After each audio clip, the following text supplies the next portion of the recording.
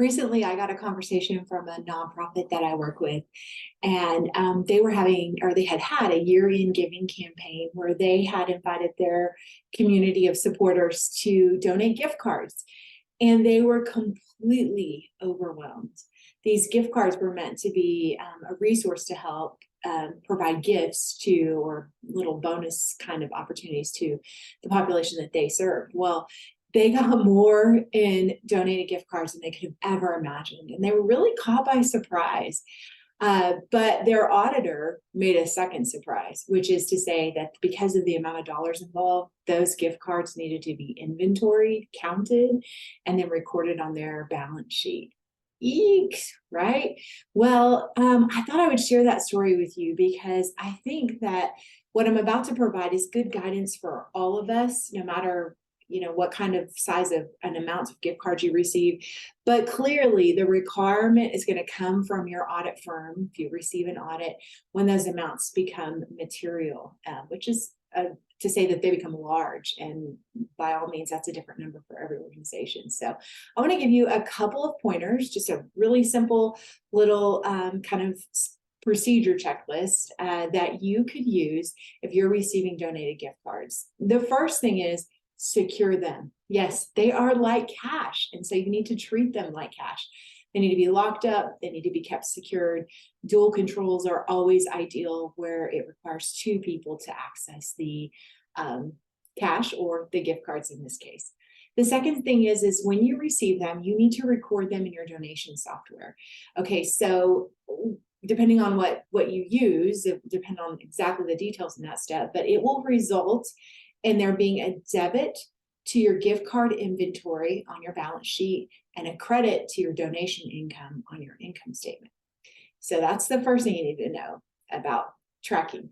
Then the next step is you want to create a tracking system that you can use for those cards. So that needs to inventory the store that the gift card is for, restaurant, the amount that it's for, the date it was received, and you don't want to add any terms that might impact the expiration, like the expiration of value, or once, if this card's not used for so many period of time, then so much is deducted each month or each year. So you want to know the terms of each gift card because they are all very different.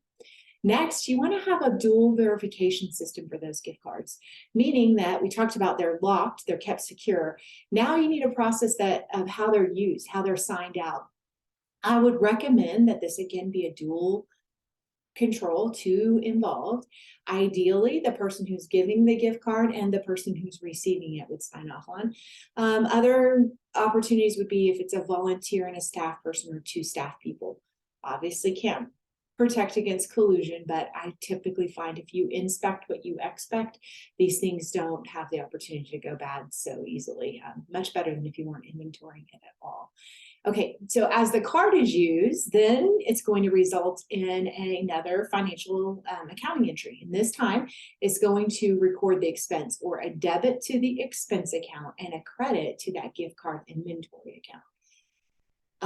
What that means is truly these are expenses of your program. We've also recognized the income that's coming in. And I think it's important that we're capturing that because in a future situation, what if you didn't receive gift cards? Well, you have a program cost now that you may want to maintain, and you need to make sure you're capturing that cost and then considering it in your budget planning process, regardless of how it's funded. All right, now monthly, I recommend that you balance or you reconcile the balance between this tracking sheet that you have and the ending balance in your balance sheet gift card inventory account. So those should be compared each month to make sure you've tracked everything.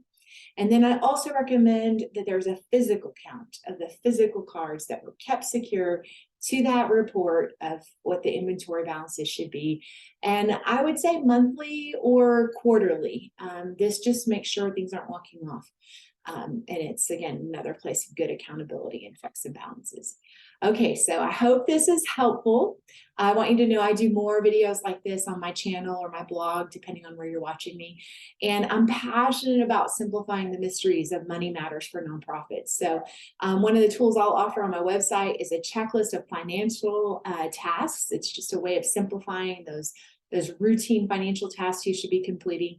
It's on my website and right there on the home page up at the top, or a link will be here wherever you're watching this.